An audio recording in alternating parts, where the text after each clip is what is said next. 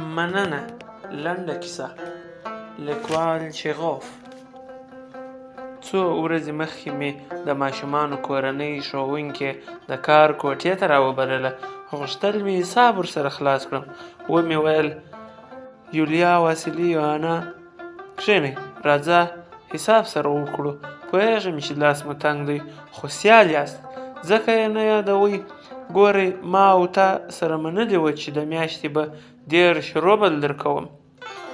نه 40 روبله مې یاد کړي. نه ما یاداشت کړي دي. زه تل د ماشومانو ښوونکې ته 10 روبل ورکوم. ښه تاسو 2 میاشتې زما سره کار وکړ، 2 میاشتې او 15 ورځې.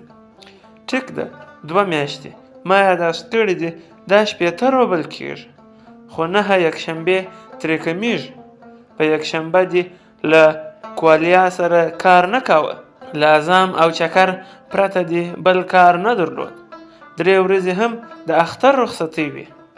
د یولیا واسیلیونا مخ ناڅاپه سور سو. د کمیس ګونځو ته یې لاس کړ، څو ځله یې ټکان ورکړ، خو الف او ب یې ونه ویل. هو 3 ورځې د اختر رخصتي ټولې 12 ورځې کمیږي. 4 ورځې کاوه، 3 ورځې هم تاسو غاښ درد درلود. له میرمنې مو په اجازې سره نیمه ورځ یعنې له ماسپښین وروسته له ماشومانو سره کار کاوه. 12 او 9 کېږي 19 ورځې. له 80 چې 19 کم شي 140 روبل پاته کېږي. ښه سمه ده. د یولیا واسیلیونا چپه سترګه سره غوښلنه سوه. زنه یې ولړزېده. په حسبي حالت یې وټوخل، پزه یې پورته کش کړه، خو الف او ب یې ونه ویل. د نوي کال په شپه مو یوه پیاله له نالبکي سره له لاسه ولوېده، ماته سوه. د پیالې له درکه هم 2 روبل درڅخه کمیږي. هو ګوره پیاله له دې ډېره ارزي.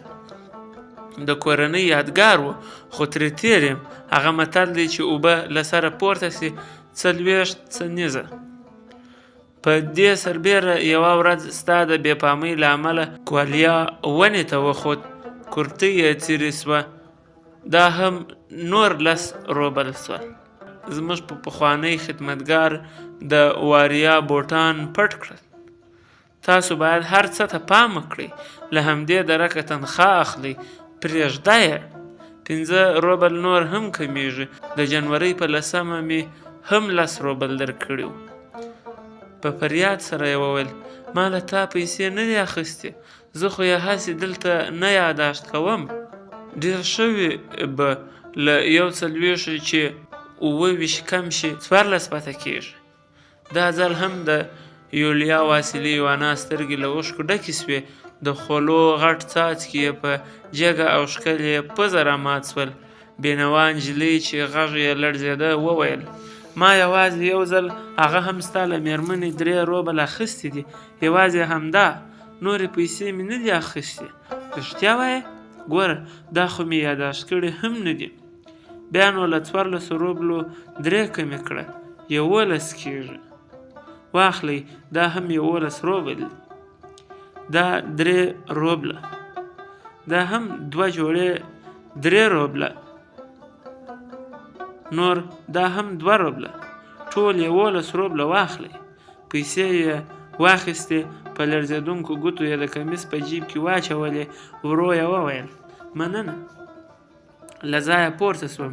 همالته مې په کوټه کې قدم واهه. بدن مې غوسې او قهر نیولی و. ومې پوښتل مننه د څه لپاره؟ د پیسو لپاره. ما خو دوکه کړې، په شیطان لعنت. ومې لوټلې، په ښکاره مې غلا درنه وکړه. مننه د څه لپاره؟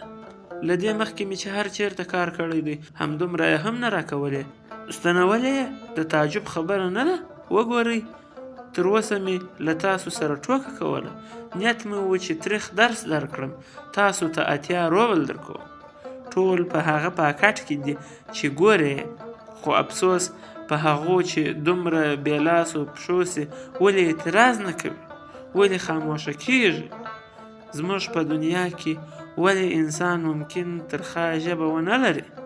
ولې ممکنه ده دومره کمزوری وي؟ ترخه خندا یې وکړه. په مخ کې مې یې ولوستل هو ممکنه ده. د تریخ درس په خاطر چې ورکړی مې و بخښنه مې ترې وغوښته. د هغې له ډېرې هېښتیا سره مې اتیا روبل ورکړل. په حیا او عاجزۍ یې مننه وکړه. له دروازې ووتله. له شا مې پسې کتل. فکر مې کاوه زموږ په دنیا کې ځواکمنتیا او زور وهل څومره اسانه او ساده دی.